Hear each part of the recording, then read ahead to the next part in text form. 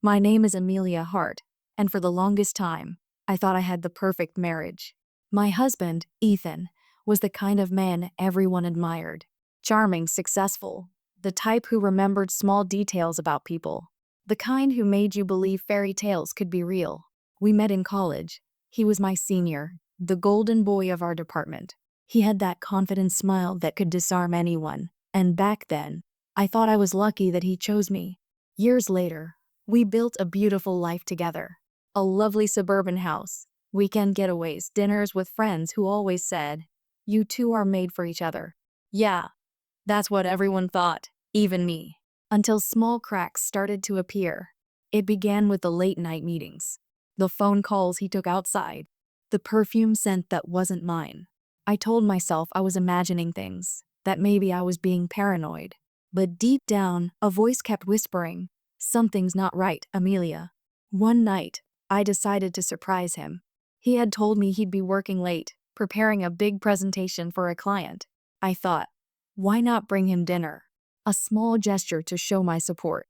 I packed his favorite meal, lasagna with extra cheese, and drove to his office. Except, when I got there, the lights were off.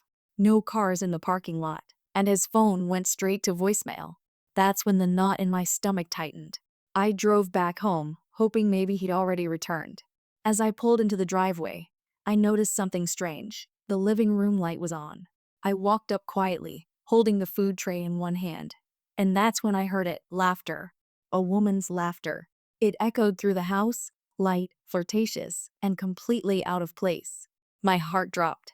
I pushed the door open slowly, praying I was wrong. But what I saw, it burned into my memory like a scar that would never fade. There he was, Ethan, my husband, standing in our living room, holding a glass of wine, with a woman in his arms. Not just any woman, Sophie, my best friend. I froze. My hands trembled so badly that the food tray fell, shattering the silence with the sound of breaking glass.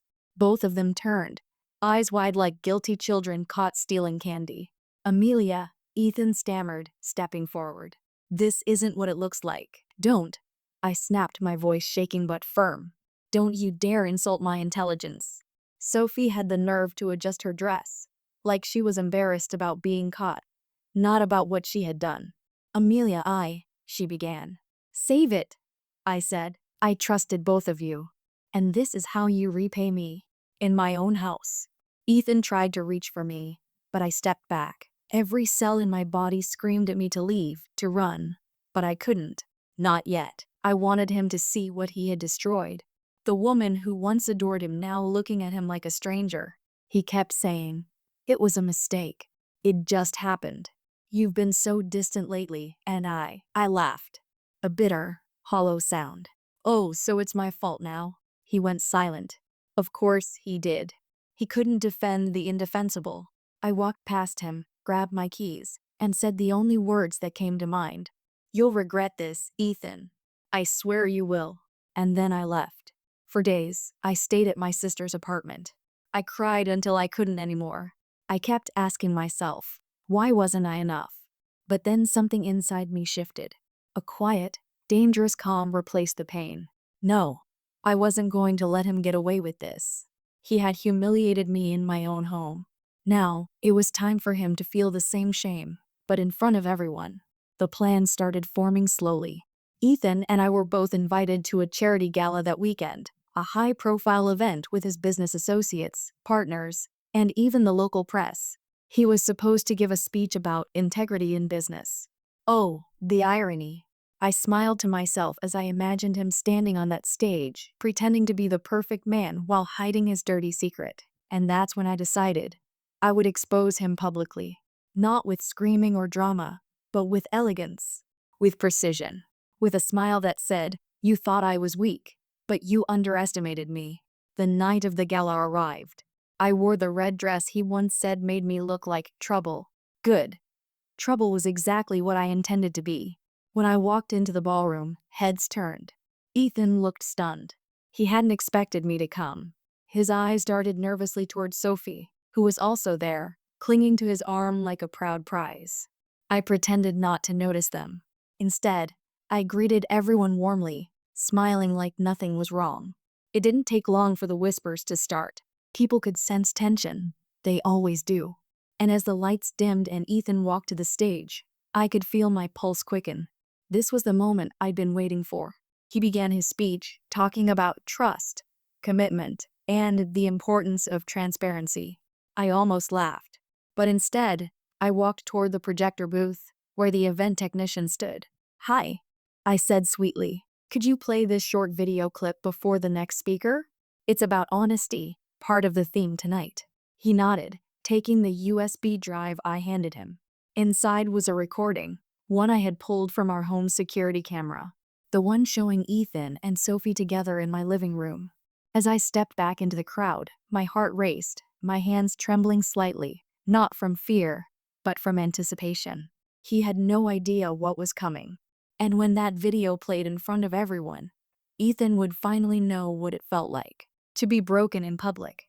As the projector screen flickered to life behind him, Ethan froze mid-sentence, and the room fell into absolute silence as the first frame appeared.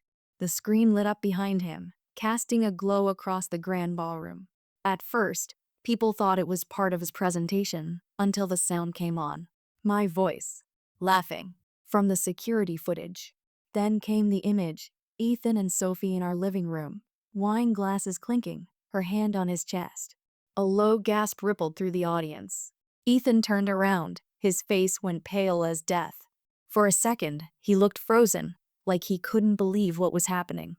Then Sophie's face appeared, her laughter unmistakable. And then, the part I'd waited for, the kiss. The proof. Undeniable. The room erupted in whispers. "Is that? Oh my God. That's his wife's best friend." I stood near the back of the hall, calm as ever, holding my clutch like nothing was wrong. Inside, my heart was pounding like a drum, but I didn't let it show. Ethan's voice cracked through the microphone. "Turn it off. Turn it off." But it was too late. Everyone had seen it. He stumbled over his words, stammering something about a misunderstanding. But nobody was listening anymore. Sophie had vanished, slipping away from the table as people began whispering her name. I took a slow sip of my champagne, savoring the taste of justice. The video ended. The lights came back up, and for a moment, the silence was deafening. Then came the murmurs, the sideways glances, the pitying looks. Ethan looked around, sweating, humiliated, destroyed. Our eyes met across the room. I didn't say a word. I didn't need to. My silence was louder than any scream. He followed me outside moments later, his expression twisted between anger and shame. "Amelia, what the hell was that?" he shouted. I turned slowly, giving him a smile that didn't reach my eyes. "Oh, that. Just a small reminder of what honesty looks like in front of a crowd." "You humiliated me," he barked, stepping closer. I raised an eyebrow. "Funny. I thought humiliation was something you were good at dishing out, not receiving." His jaw tightened. "Do you have any idea what this will do to my career? My reputation?" I scoffed. "You should have thought about that before betraying your wife in her own house." He rubbed his face in frustration, his voice softening. "I messed up, Amelia. I was lonely. You were always busy, distant. I made a mistake." I laughed bitterly. "A mistake is forgetting an anniversary, Ethan. What you did was a choice." He tried to reach for my hand, but I stepped back. "You don't get to touch me anymore." His shoulders slumped. "Please, can we talk? Somewhere private?" I looked at him, really looked at him. The man who once made me feel safe now looked small, pathetic even. "I have nothing left to say to you," I said quietly. "But I'll tell you this, what happened tonight, that was just the beginning." He blinked, confused. "What do you mean?" I smiled coldly. "You ruined my peace in private. I'll ruin your pride in public." And with that, I turned and walked away. The next morning, the scandal was everywhere. Videos of the gala spread like wildfire. People uploaded clips with captions like, "Businessman exposed cheating during his own speech. Caught on camera." The charity gala scandal everyone's talking about. By noon, his company had issued a statement saying Ethan was taking time off. I almost felt sorry for him. Almost. But then I remembered every tear I cried, every night I questioned my worth, and the pity vanished. Still, the satisfaction wasn't complete. I knew Ethan. He'd try to spin the story to make me the villain. So I decided to make sure everyone saw the truth from my perspective. I recorded a short video, not angry, not dramatic, just honest. I sat in front of my camera, looked straight into the lens, and said, "Sometimes, the person you trust most can destroy you in the place you feel safest." I was betrayed by my husband and my best friend. But I refused to be silent. Women are taught to suffer quietly, to forgive, to hide. But I won't hide anymore. This is my story, and my strength. I uploaded it on my social media and went to bed. By morning, it had gone viral. Thousands of comments poured in, some heartbroken, some enraged, many saying, "You're so brave. He deserved it. Thank you for showing us what self-respect looks like." For the first time in weeks, I smiled for real. I hadn't just exposed a cheater, I'd found my voice. But Ethan wasn't done yet. 3 days later, I got a call from him. Unknown number. I hesitated, then answered. "Amelia, please. We need to talk." I sighed. "What now, Ethan? Haven't you said enough?" "It's not about us," he said urgently. "It's about the company. They're threatening to sue me. And Sophie, she's disappeared. She won't answer my calls. Please, I need your help." His words made me pause. Sophie disappeared? Part of me didn't care. She got what she deserved. But something about his tone sounded off. "What exactly do you want from me?" I asked. "I need you to come with me to the office." Just to clarify that the video was taken out of context. I laughed out loud. "Context? You were kissing my best friend, Ethan. There's no context that makes that okay." "Amelia, please," he said, desperation creeping into his voice. "If I lose my position, I'll lose everything. The house, the investments, we'll both suffer." Ah, there it was. The real reason. Money. Control. I smiled coldly. "You should have thought about that before cheating on the person who helped build your life." And I hung up. But even as I did, I couldn't shake the unease in my stomach. Why would Sophie disappear? Later that night, I got a message on my phone from an unknown sender. It was a photo of Ethan talking to another woman. And underneath, a message.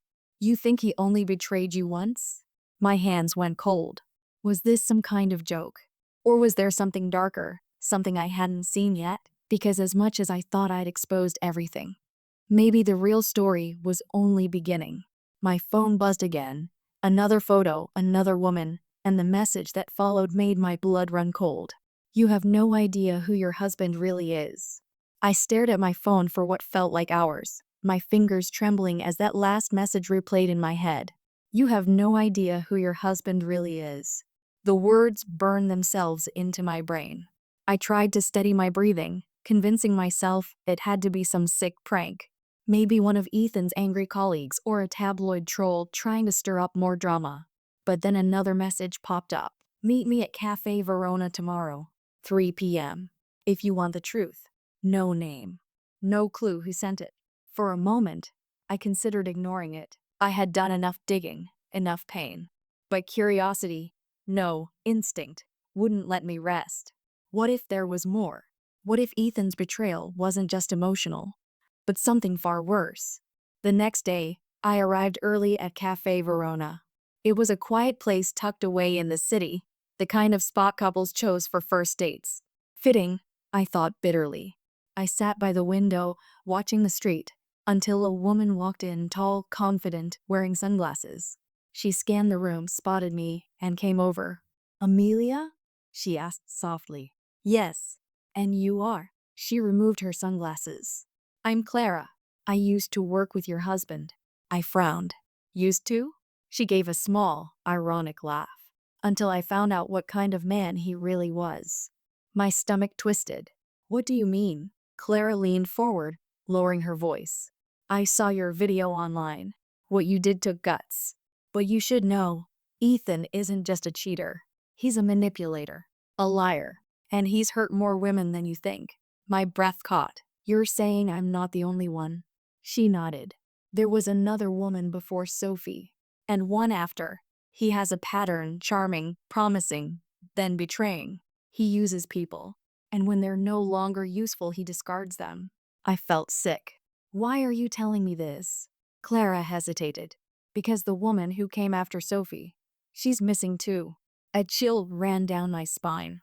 Missing? What are you talking about? I whispered. She worked in his department. Name's Lauren Pierce. She confronted him about something, a deal gone wrong, maybe blackmail, and then she just vanished. No one's seen her in weeks. I felt my pulse quicken. Do you have proof? Clara slid an envelope across the table. I saved everything before I left the company. Emails, messages, even photos. I think Ethan's been doing more than cheating. He's been covering up things.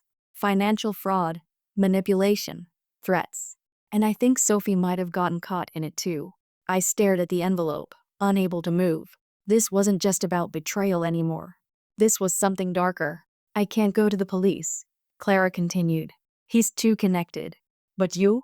You've already started exposing him. You're the only one people might listen to now. I looked down at the envelope again. It felt heavy in my hands, not because of weight, but because of what it could mean. When I finally looked up, Clara was gone. That night, I sat in my living room, the same one where Ethan had betrayed me, and opened the envelope. Inside were printed screenshots, bank transfers, and photos. One showed Ethan handing a file to a man in a parking lot.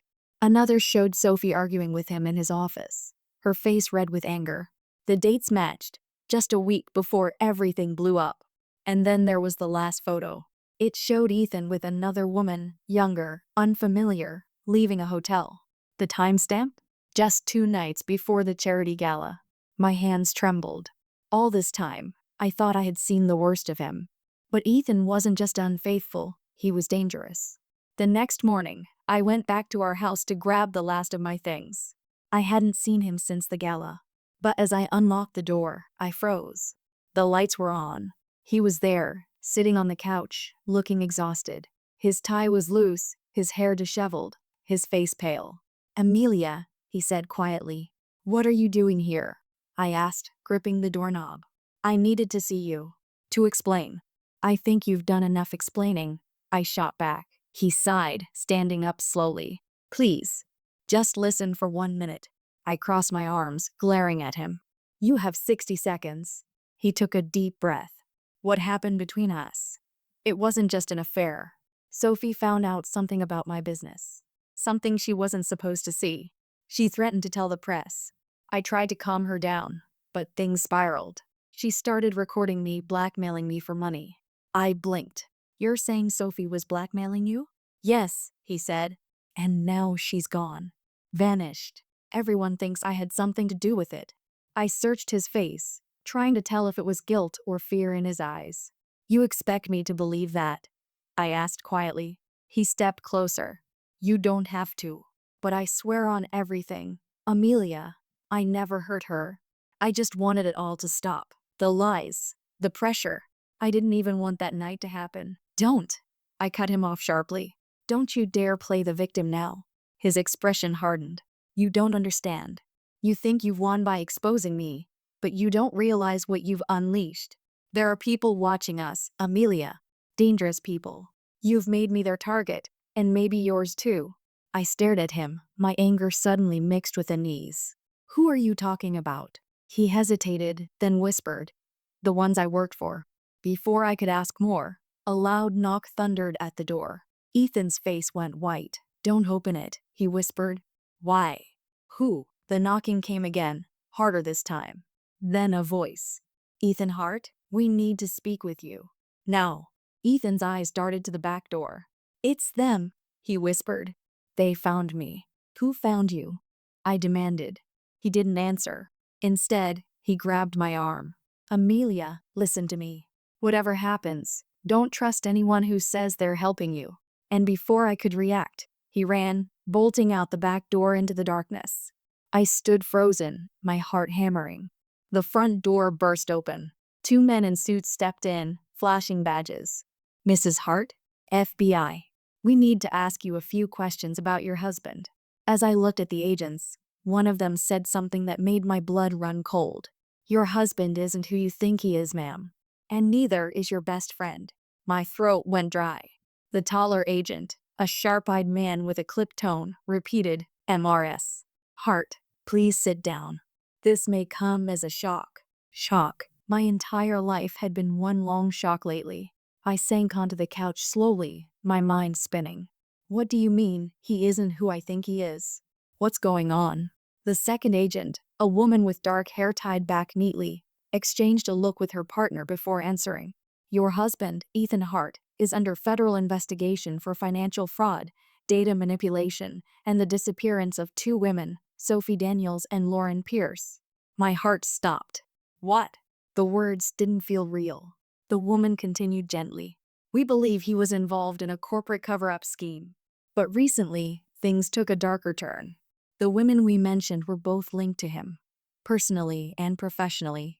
I swallowed hard, my hands trembling. You're saying Ethan hurt them? At this point, the male agent said, we can't confirm that, but both women had evidence that could incriminate him, and both vanished right before they were supposed to testify. I felt the air leave my lungs. This wasn't just about cheating anymore. This was a web of lies, and I'd been sleeping beside the spider. The woman stepped closer. We also believe he may have used your name on several accounts, Mrs. Hart. Offshore transfers. Shell companies. If that's true, you could be in danger too. My stomach turned. In danger? You mean? Yes, she interrupted softly. Whoever Ethan's been working with won't hesitate to silence anyone who knows too much. I couldn't speak, couldn't even breathe. All I could think was how perfectly he had fooled me. The loving husband, the caring man. It had all been an illusion, one carefully crafted to hide who he really was. And Sophie? Was she part of it? Or another victim like me? They questioned me for hours. About our marriage, his business, our friends. I answered everything I could remember. The late-night calls, the mysterious trips, the passwords he never shared. When they finally left, the house felt unbearably silent.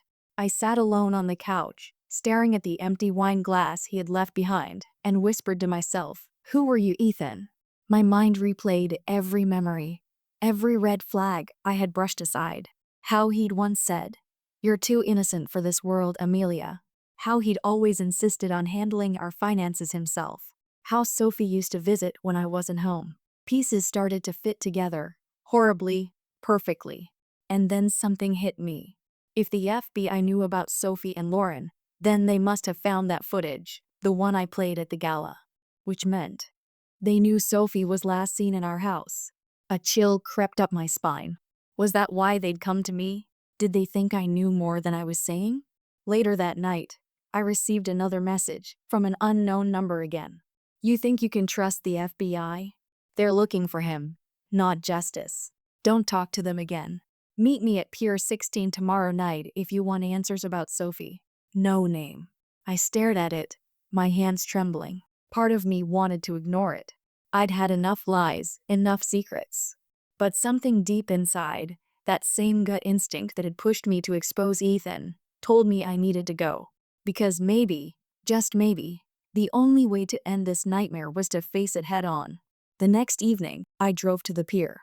It was cold and empty, the air heavy with the smell of salt water and rust. I waited under a flickering streetlight, clutching my coat tighter around me. Minutes passed. Then footsteps echoed. A figure emerged from the shadows, wearing a hood. For a second, I froze. Then the figure pulled the hood back.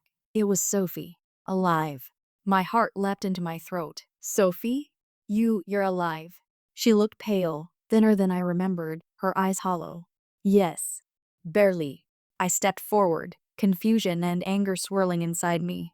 Everyone said you disappeared. Ethan told me you. She cut me off sharply. Don't say his name. He's dangerous, Amelia. You have no idea what he's capable of. I clenched my fists. You betrayed me, Sophie. You slept with my husband in my own house. Why should I believe anything you say? Her expression crumpled. I didn't mean for it to happen. He manipulated me, the same way he did you. I thought I loved him. I thought he'd leave you for me. But when I found out what he was really doing, tears glistened in her eyes. He threatened me. Said if I talked, I'd disappear just like Lauren. I froze. So she's really gone? Sophie nodded slowly. I think he killed her, Amelia. My blood ran cold. I have proof, she whispered. I recorded everything before I ran. Deals, money laundering, the fake accounts, even him confessing what he did to Lauren. Then why come to me? I asked. Why not the FBI? Because you're the only one who can destroy him publicly. Like you did before. You have the platform, the sympathy, the audience. If you expose this, Ethan will never recover. I looked at her, torn between rage and disbelief. After everything she had done, she wanted my help. You ruined my marriage, Sophie. You broke my trust. Why should I save you? Her voice cracked. Because he'll come after both of us if we don't end this. Please, Amelia, help me. Before I could respond, a loud sound echoed, the screech of tires. A black car pulled up at the end of the pier. Sophie's eyes widened. It's him, she whispered. He found us. Wait, what? I turned, but she was already running. The car doors opened. Two men stepped out. Amelia Hart, one of them called. Come with us. It's not safe here. I froze. Were they FBI? Or were they with him? Sophie disappeared into the shadows, and I was left standing there, heart racing, not knowing which side was the trap. The man stepped closer, flashing something, a badge maybe, but in the dim light I couldn't tell. Please, ma'am, he said. If you want to live, come with us now.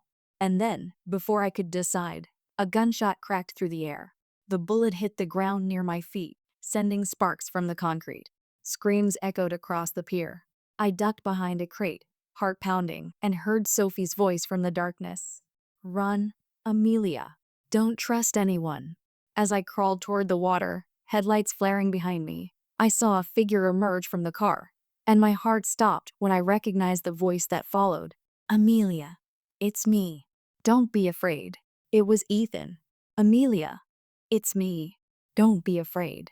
Ethan's voice cut through the chaos, low, desperate, and all too familiar. I turned slowly, my pulse hammering in my ears. He was standing a few feet away, his suit disheveled, his hair wet from the mist. Behind him, two men lingered by the car, their faces hidden in shadow. Stay back, I shouted, my voice trembling. Amelia, please listen to me, he pleaded, his hands raised. I'm not here to hurt you. I took a step back toward the edge of the pier. The cold wind bit through my clothes. Then why are you chasing me? Why are people shooting at us? It's not me, his voice cracked. You don't understand. They're after both of us now. Sophie betrayed everyone. She stole something from me, something that could destroy everything. I narrowed my eyes. Everything? You mean your fake life? Your lies? Or the women you ruined? He looked wounded, almost human again. I made mistakes, yes, but I never wanted to hurt you. I just wanted to protect you. Protect me? I snapped. By sleeping with my best friend? By dragging me into your crimes? The men by the car started moving closer. One of them whispered something to Ethan, but I couldn't make out the words. Ethan turned, waving them off. Give me a minute. They hesitated, then stepped back. He looked at me again. Amelia, you have to believe me. Sophie has the recordings, the proof of everything. If she gives them to the wrong people, it'll destroy not just me, but you too. Your name is on those accounts. The money transfers, the properties, all of it leads back to us. My breath caught. You used my name?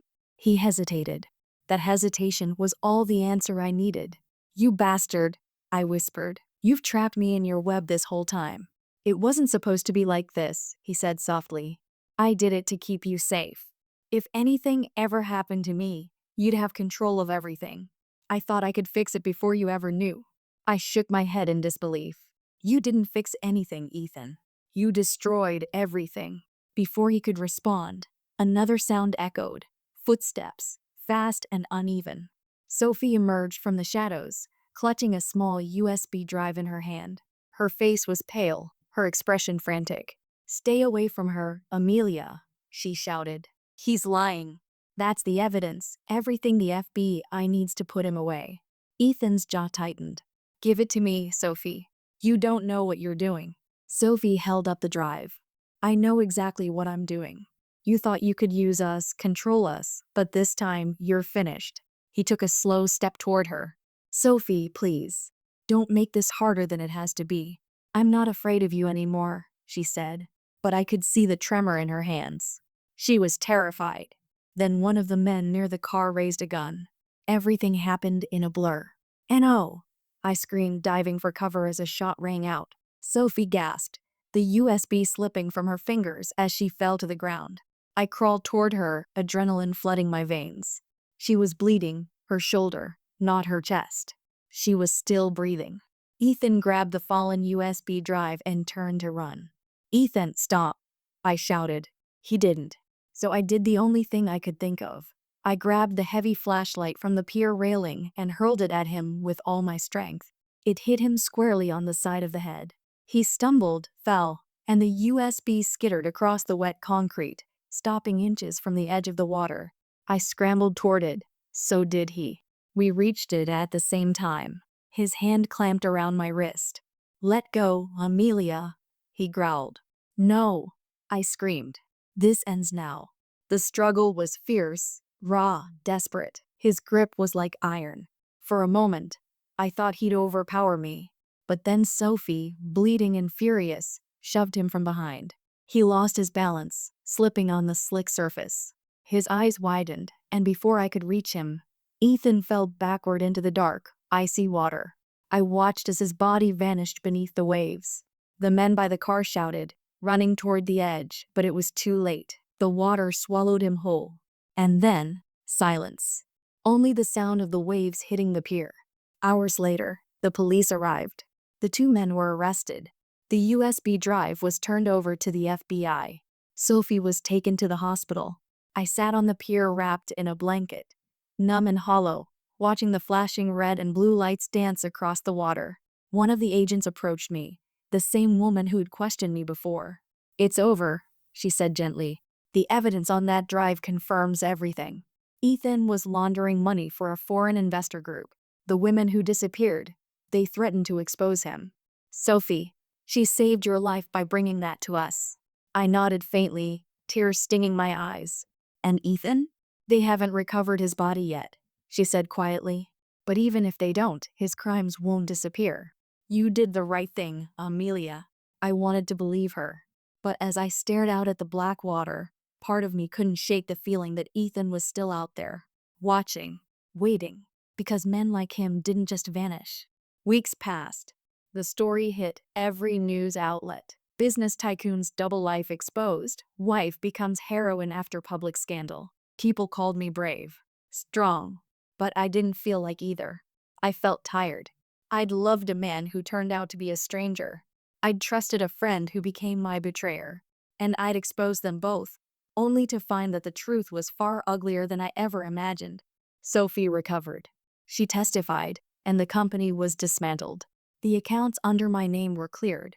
And me? I moved out of that house, the place where my world had fallen apart. Sometimes, late at night, I still hear his voice. Don't be afraid, Amelia. But I'm not afraid anymore, because I learned something powerful, that heartbreak doesn't destroy you. It reveals you. Ethan tried to make me his victim. Instead, I became his consequence. A month later, I received one last letter. No return address. Inside was a single line, written in Ethan's handwriting. You exposed my sins to the world, but you'll never expose me. No signature. Just his wedding ring taped to the bottom of the page. I stared at it for a long time, then dropped it into the fire. As the flames consumed it, I whispered, "Goodbye, Ethan." And for the first time in a long, long while, I felt free. Tishy and